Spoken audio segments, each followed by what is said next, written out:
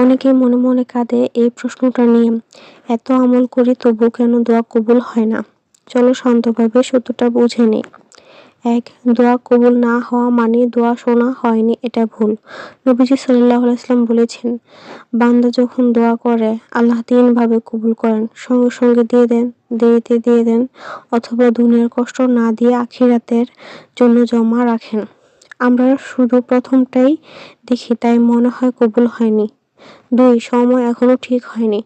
যেমন বীজ বপন করলে ফল আসে না, তেমনি দোয়ারও একটা সময় আছে। আল্লাহ জানেন এই মুহূর্তে দিলে সেটা তোমার জন্য ক্ষতি হবে কিনা। ৩. হারাম রিজিক দোয়ার বড় বাধা।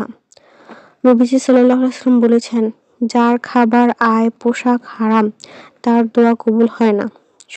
সুদের টাকা, হারাম ইনকাম, অন্যের হক নষ্ট করা, এইগুলো থাকলে দোয়ার দরজা আটকে যায়। ৪. গুনাহের হৃদয় শক্ত হয়ে যাওয়া। অতিরিক্ত গুনাহ করলে হৃদয়ে একটা কালো পর্দা পড়ে যায়। তখন দোয়া মুখে বের হয়, কিন্তু মন থেকে বের হয় না। তাই ইস্তিগফার ছাড়া দোয়া অসম্পূর্ণ। তাড়াহুড়া করা। অনেকে বলে এত দোয়া করলাম কিছুই হলো না। নবীজি সাল্লাল্লাহু আলাইহি ওয়াসাল্লাম বলেছেন, যে ব্যক্তি তাড়াহুড়া করে তার দোয়া কবুল হয় না। ৬. মন না থাকা অবস্থায় দোয়া। দোয়া শুধু পড়া নয়, ভরসা করে যাওয়া। মোবাইল হাতে, মন অন্যখানে। এই দোয়া আকাশে উঠেও নিচে পড়ে যায়।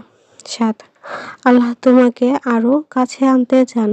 কিছু দোয়া দেরিতে কবুল হয় কারণ আল্লাহ তোমার কান্না, তোমার ডাক পছন্দ করেন। যেদিন চাওয়া পূরণ হবে সেদিন হয়তো দোয়া করেই কমে যাবে। গোপনে গুনাহ করলে। আপনি কি একদিকে গুনাহ করতেছেন আর অন্যদিকে গোপন গুনাহে লিপ্ত আছেন, তাহলে কি আল্লাহ তাআলা দোয়া কবুল করবেন? তাহলে কি করব?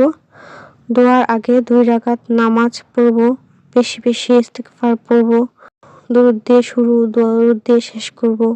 হারাম থেকে বেঁচে থাকতে হবে, ধৈর্য প্লাস ভরসা রাখতে হবে। যদি আজ না পাও তার মানে তুমি বঞ্চিত নও, হয়তো রক্ষা পাচ্ছ, হয়তো আরো বড় কিছুর জন্য প্রস্তুত হচ্ছ।